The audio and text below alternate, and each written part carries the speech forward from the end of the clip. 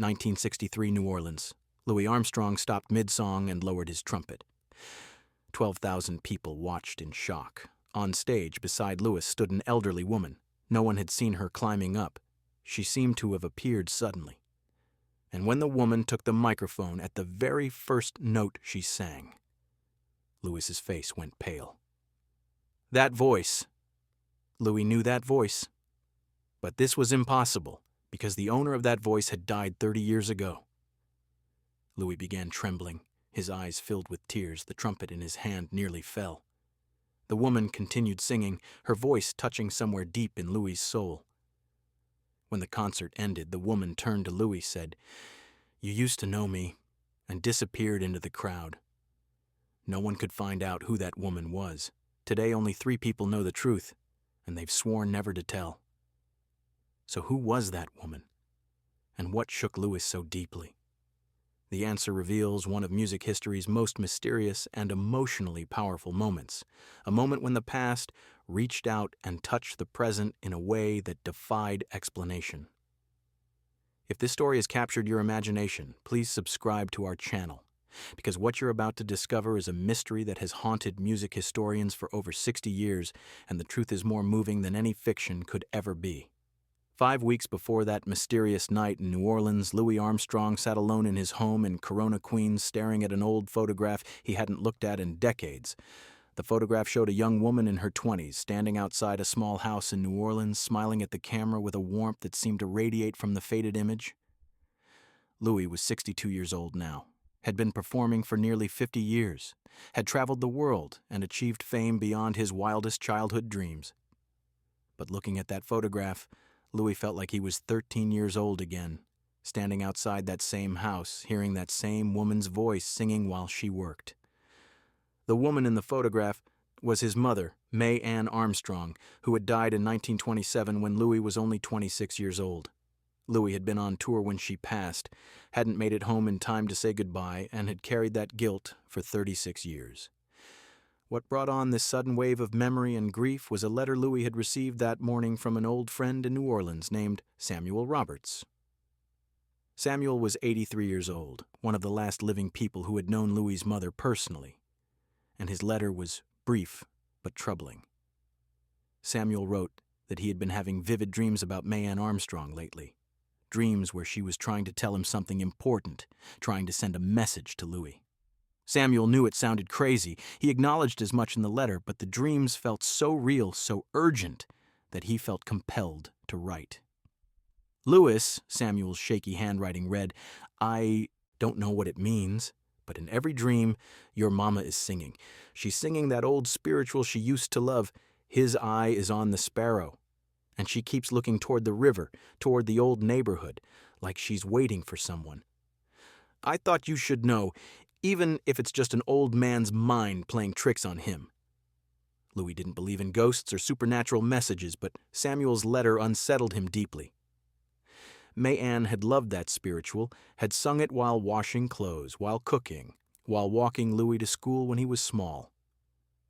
And Louis hadn't performed that song in over 20 years, had deliberately avoided it because it reminded him too much of his mother, brought back too much pain and regret. But Samuel's letter made Louis think about things he usually kept buried, about his mother's hard life, her sacrifices, the fact that she died relatively young after working herself to exhaustion, and Louis's complicated feelings about whether his success had come too late to help her, whether she had lived long enough to feel proud of what he'd become, or whether she died still worrying about her son's future. 3 weeks before the New Orleans concert, Louis made a decision that surprised everyone who knew him. He called his manager Joe Glazer and said he wanted to add "His Eye is on the Sparrow" to the set list for the upcoming New Orleans performance. Joe was confused. Louis never performed that song, had always refused requests for it. "Louis, are you sure? You always said that song was too personal." But Louis was insistent. "I need to sing it, Joe. In New Orleans, where Mama lived, where she sang it, I need to do this." Louis didn't tell Joe about Samuel's letter or the dreams or the strange compulsion he felt to honor his mother's memory in this specific way. He just knew he had to do it. The information in this video is compiled from documented interviews, archival news, books, and historical reports. For narrative purposes, some parts are dramatized and may not represent 100% factual accuracy. We also use AI-assisted visuals and AI narration for cinematic reconstruction. The use of AI does not mean the story is fake. It is a storytelling tool. Our goal is to recreate the spirit of that era as faithfully as possible. Enjoy watching. 2 weeks before the concert, Louis started having his own dreams about his mother. Not supernatural visions, but memories surfacing with unusual clarity. He would wake up in the middle of the night hearing her voice in his mind, remembering specific moments from his childhood with a vividness that felt almost like time travel. Louis remembered being 7 years old and sick with fever, his mother sitting beside his bed singing to comfort him, her voice cutting through the delirium and fear. He remembered being 12 and getting in trouble, his mother scolding him but then singing while she cooked dinner, her anger dissolving into the music. Remembered being 16 and telling her he wanted to be a musician professionally, seeing the worry in her eyes but also the hope, the belief that her son might escape the poverty that had trapped her entire life. What Louis realized during those 2 weeks was how much his mother's voice had shaped his understanding of what music should be. Not technical perfection, but emotional truth. May Ann couldn't read music, had never had professional training, but when she sang, people stopped what they were doing and listened. Her voice carried something authentic, something that came from deep experience and genuine feeling. And Louis, whether he consciously realized it or not, had spent his entire career trying to capture that same quality in his trumpet playing and singing, that raw, emotional honesty that his mother had possessed naturally. Now, preparing to perform her favorite song in her hometown after decades of avoiding it, Louis felt like he was finally ready to honor that legacy, to acknowledge the debt he owed to the first voice he ever loved. The week before the New Orleans concert, Louis received another letter, this one from a woman named Eleanor Johnson, who claimed to be a distant cousin on his mother's side. Eleanor wrote that she would be attending the concert and hoped to meet Louis briefly afterward to share some stories about May Ann that Louis might not have heard. The letter was friendly and respectful, but something about it made Louis uncomfortable. Maybe because he had so many relatives, real and claimed, who appeared whenever he was in New Orleans, or maybe because talking about his mother still felt raw and painful, even after all these years. Louis told Lucille, his wife, about the letter, and she encouraged him to meet with Eleanor if the woman showed up. "Louis, you carry so much guilt about your mother. Maybe hearing someone else's memories of her would help." But Louis wasn't sure he wanted help. Sometimes pain was easier to manage when you kept it private.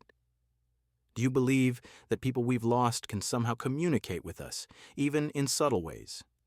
Share your thoughts in the comments.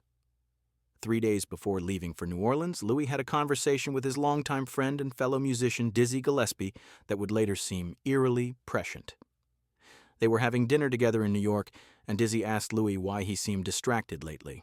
Louis admitted he'd been thinking a lot about his mother, about the past, about things he usually tried not to dwell on. Dizzy listened, and then said something Louis would remember for the rest of his life. "You know, Pops, sometimes the past isn't really past. Sometimes it's just waiting for the right moment to show itself again, to teach us something we weren't ready to learn before." Louis asked what he meant, but Dizzy just shrugged. "I don't know exactly. I just feel like you're about to experience something important, something that'll change how you see your whole life." Louis laughed it off at the time, but the words stayed with him.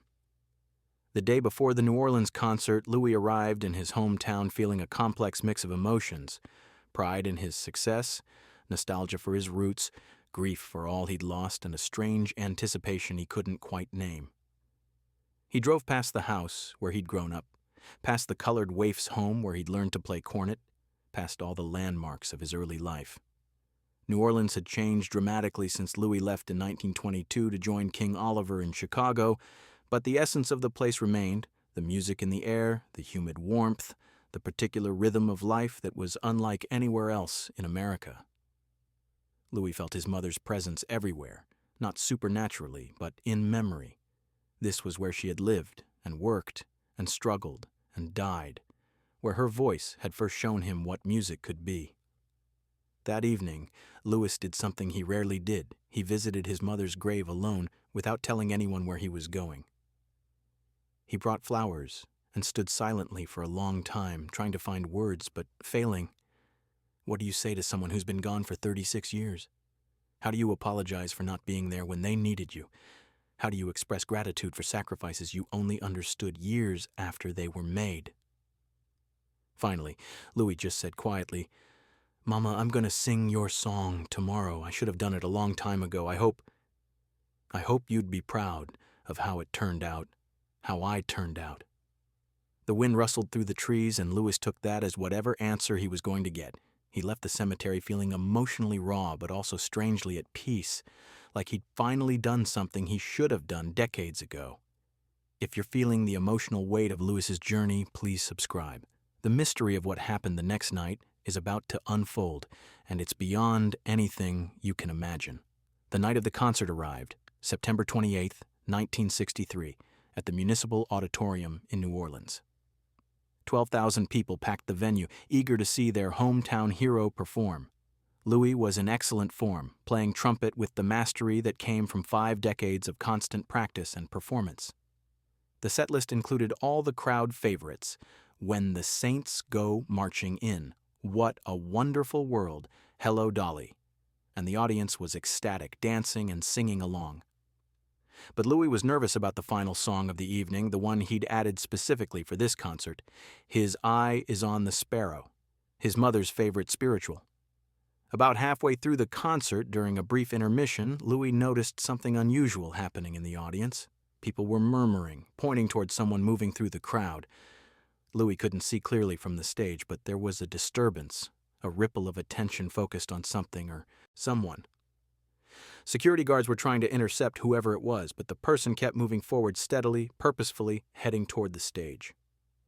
Louis's band members noticed, too, exchanging concerned glances, ready to stop the show if there was a threat. But Louis felt strangely calm, almost like he'd been expecting this, though he couldn't have said why.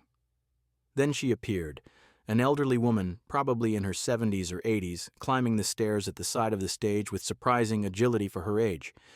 She was black, thin, wearing a simple dark dress and a hat that partially obscured her face. Security was right behind her, about to remove her, but Louis raised his hand and stopped them. "Let her come," Louis said into the microphone, though his heart was pounding and his hands were shaking. The audience went silent, confused and curious. Who was this woman? Why was Louis allowing her onto the stage?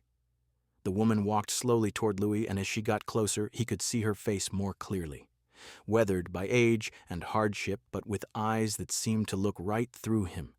Eyes that carried something familiar he couldn't quite place.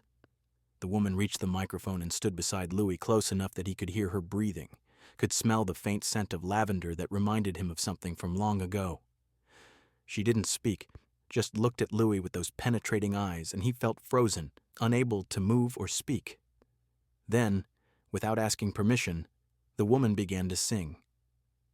Not loudly, not showing off, just singing in a clear, pure voice that cut through the silence of that massive auditorium. Why should I feel discouraged? Why should the shadows come? It was "His Eye is on the Sparrow," the exact song Louis had planned to perform as the finale. But more shocking than that was the voice itself. It was almost identical to his mother's voice, the same timbre, the same phrasing, the same emotional quality that had captivated Louis as a child. Louis's trumpet dropped from his hands and clattered on the stage floor. His knees went weak, his vision blurred with tears. This was impossible. This couldn't be happening. But the voice continued, and Louis knew, not intellectually, not logically, but knew in his bones, that this was somehow his mother's voice, or something so close to it that the difference didn't matter. The orchestra, confused but sensing something profound was happening, quietly joined in to support the woman's singing. And Louis, recovering from his initial shock, added his voice to hers, singing the song he'd avoided for decades. Their voices blended, his gravelly and famous, hers clear and unknown, creating something that made 12,000 people hold their breath. No one understood exactly what was happening, but everyone felt it was important, sacred even. The woman sang every verse perfectly, as if she'd been singing this song her whole life, which perhaps she had. And Louis sang with more emotion than he'd shown in any performance in years, tears streaming down his face, his voice breaking, but continuing, because stopping felt impossible. When the song ended, the silence in the auditorium was absolute. No one applauded, no one moved, everyone just sat in stunned reverence for what they'd witnessed. The woman turned to Louis and looked directly into his eyes. In a voice only he could hear, she said, "You used to know me, Louis. You knew me when I sang you to sleep. You knew me when I worked myself to exhaustion so you could eat. You knew me when I believed in you before you believed in yourself." Louis tried to speak, tried to ask who she was, tried to understand if this was his mother somehow returned or someone who knew her, or something he couldn't begin to comprehend. But before he could form words, the woman smiled, a smile so familiar it shattered Louis's heart, and said, "I just wanted to hear us sing together one more time. Thank you for remembering." Then she turned and walked off the stage, moving back into the audience. Louis tried to follow, stumbling after her, but by the time he reached the edge of the stage, she had vanished into the crowd. Security tried to track her, tried to find her, but it was as if she'd never been there at all.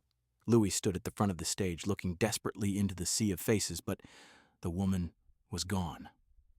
The audience finally released from their shocked silence, erupted in applause, not the normal concert applause, but something deeper, more emotional, the kind of applause that acknowledges witnessing something that transcends entertainment and becomes experience. Louis couldn't continue the concert. He apologized to the audience, said he wasn't feeling well, and left the stage. Backstage, he collapsed into a chair, shaking and crying, unable to process what had just happened. His band members surrounded him, concerned, asking if he needed a doctor. But Louis couldn't explain what he'd experienced because he didn't understand it himself. All he knew was that for 3 minutes and 47 seconds, he had sung with his mother's voice, or something so close to it that the distinction didn't matter. And in those 3 minutes and 47 seconds, 36 years of guilt and grief had somehow been acknowledged, if not healed. The search for the mysterious woman began immediately. Louis's manager, Joe Glaser, demanded that security review footage, interview audience members, find out who this person was and how she'd gotten onto the stage. But every lead went nowhere. Security cameras showed the woman entering the auditorium with the general crowd, but her face was always obscured by her hat. No one had sold her a ticket. She seemed to have no ticket at all. Audience members who sat near where she'd been standing remembered her being there but couldn't describe her in any detail. It was as if she'd been designed to be, forgettable to everyone except Louis. 3 people came forward claiming to know who the woman was, and Louis met with each of them privately. The first was Samuel Roberts, Louis's old family friend who had sent the letter about dreams. Samuel claimed the woman was a distant relative of May Ann Armstrong who had inherited her voice. The second was Eleanor Johnson, the woman who had written requesting a meeting. Eleanor claimed the woman was actually May Ann's sister, Louis's aunt, who had been estranged from the family for decades but had come to the concert hoping to reconnect. The third was a musician named James Washington, who had played with Louis in the early New Orleans days. James claimed the woman was a singer. May Ann had mentored years ago someone who had learned to imitate her voice perfectly as a tribute. Each story was plausible. Each person seemed sincere. But none of the stories quite explained everything. The timing, the song choice, the things the woman had said to Louis that only he could hear. Louis met with all 3 people together and asked them to tell him the truth, the real truth about who that woman was. And what they told him, which Louis made them swear never to reveal publicly, satisfied him enough that he stopped searching for answers. But Louis never told anyone else what he'd learned, not even Lucille. When journalists asked about the mysterious woman, Louis would just smile and say, "Some mysteries are better left mysterious." When friends pressed for details, Louis would say, "All that matters is I gotta sing with my mother's voice one more time. The rest don't matter." In the 8 years between that concert and his death in 1971, Louis never performed "His Eye is on the Sparrow" again. When asked why not, he would say, "I already sang it the way it needed to be sung. Anything else would just be repetition." People who knew Louis well said he changed after that night in New Orleans. Not dramatically, not obviously, but in subtle ways. He seemed more at peace, less driven by guilt, more willing to talk about his mother and his childhood. It was as if whatever happened on that stage had given him permission to let go of something he'd been carrying for decades. The three people who claimed to know the woman's identity, Samuel Roberts, Eleanor Johnson, and James Washington, kept their promise. They never publicly revealed what they'd told Louis, never wrote it down, never shared it even with family. Samuel died in 1968, taking the secret with him. Eleanor died in 1973. James Washington lived until 1992, and in his final days, a journalist asked him one last time to reveal the truth about the mysterious woman. James smiled and said, "I made a promise to Louis Armstrong, and I'll keep it even after death. But I'll tell you this much. The truth is more beautiful and more ordinary than you imagine. It's not about ghosts or miracles. It's about love finding a way to express itself, even across time and distance." Today, more than 60 years after that concert, music historians still debate what really happened. Some think the woman was exactly what the three witnesses claimed, a relative or friend with a similar voice who had planned a tribute. Others believe it was a case of grief and memory creating a shared hallucination, Louis's emotional state somehow transmitting to the audience and making them believe they'd witnessed something supernatural, when it was actually quite ordinary. Still others insist there's something genuinely unexplainable about that night, something that transcends rational explanation and enters the realm of the mysterious and sacred. But perhaps the most important truth is the one Louis himself understood. It doesn't matter who the woman was.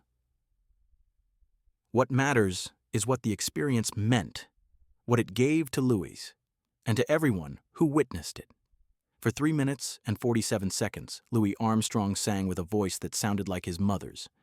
Whether that voice belonged to a relative, a gifted mimic, or something that defied explanation doesn't change the fact that it happened, that it moved thousands of people, that it gave Louis a moment of connection to his past that he desperately needed. The woman said, "You used to know me," and Louis did know her, not necessarily in the literal sense of personal acquaintance, but in the deeper sense of recognition, of understanding, of soul speaking to soul across whatever boundaries separate the living from the dead, the present from the past, the known from the unknown. The recording of that night's concert exists in the Louis Armstrong archives, though it's rarely played publicly out of respect for Louis's wishes. Those who have heard it report that the woman's voice is indeed remarkably similar to recordings of Mae Ann Armstrong singing in church services in the 1920s. The similarity could be coincidence, genetics, learned imitation, or something else entirely. But listeners also report that what's most striking about the recording isn't the similarity of voices. It's the emotion in Louis's voice, the raw vulnerability, the sound of a man singing to and with someone he loved deeply, someone he'd lost too soon, someone he'd spent decades trying to honor through his art. In 1970, 1 year before his death, Louis made a private recording that was only discovered after he passed away. On it, he talked about his mother, his career, his regrets, and his hopes. And near the end, he mentioned the night in New Orleans, saying, "I don't know who that woman was. Part of me thinks I do know, and part of me doesn't want to know for sure. But I'm grateful to her, whoever she was. She gave me a gift I didn't know I needed, the chance to sing with my mother's voice one more time, to hear that sound that shaped everything I became, to say thank you in the only language that really matters, which is music." Some people might think I'm crazy or sentimental or that I imagined the whole thing, but I know what I heard, I know what I felt, and that's enough. Today, the mystery of the woman who joined Louis Armstrong on stage remains officially unsolved. The three people who knew the truth are all dead, and they kept their promise never to reveal what they told Louis. But perhaps that's exactly as it should be. Some stories are more powerful as mysteries than as solved puzzles. Some experiences resist explanation because they operate in a realm beyond facts and evidence, in the territory of emotion and meaning and connection that can't be quantified or proven, but is nonetheless real and profound. What we know for certain is this. On September 28, 1963, in New Orleans, Louisiana, an elderly woman appeared on stage with Louis Armstrong and sang "His Eye is on the Sparrow" in a voice that sounded remarkably like his deceased mother's voice. The woman said things to Louis that suggested intimate knowledge of his childhood and his relationship with his mother. Then she disappeared into the crowd and was never identified.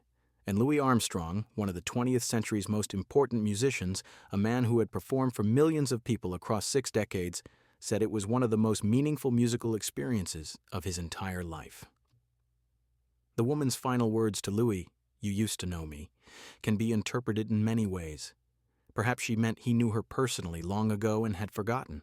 Perhaps she meant he knew her voice through his. Mother. Perhaps she meant he knew her in the spiritual sense, the way we all know the people who shaped us, who gave us life and meaning and purpose. Or perhaps she meant something even deeper, that Louis knew her because she was part of him, a living embodiment of memory and love and loss that existed within his heart all along, and she was simply helping him recognize and honor that part of himself. We'll never know who the mysterious woman was, but we know what she gave Louis Armstrong: 3 minutes and 47 seconds of singing with his mother's voice, or something close enough to his mother's voice that the distinction dissolved in the presence of something more important than literal truth. She gave him closure, peace, a moment of grace that allowed him to finally let go of guilt he'd carried for 36 years. She gave him the gift of singing one last song with the voice that taught him what singing should be, not technical perfection, but emotional honesty, not entertainment, but truth. And in doing so, she gave all of us, everyone who has heard this story, everyone who thinks about it, everyone who wishes they could have one more moment with someone they've lost, a reminder that sometimes the past reaches forward in unexpected ways, that love doesn't stop just because life does, and that the voices that shaped us never truly leave us. They echo in our art, our choices, our understanding of what matters. They wait for the right moment to remind us who we are and where we came from and why we do what we do. Louis Armstrong used to know that mysterious woman. Maybe she was his aunt. Maybe she was a family friend. Maybe she was someone who studied his mother's voice and recreated it as a gift. Or maybe she was something else entirely, something that doesn't fit neatly into categories of explanation and proof. What matters is that on one September night in New Orleans, the past and present collapsed together in a moment of profound connection, and Louis Armstrong got to sing with his mother one more time. And that gift, however it came, whoever brought it, was everything he needed and didn't know how to ask for. That's not a mystery that needs solving. That's a grace that needs honoring. And 60 years later, we honor it still by remembering, by wondering, and by believing that sometimes, just sometimes, love finds a way to sing across any distance, even the distance between the living and the dead, the remembered and the present, the lost and the found.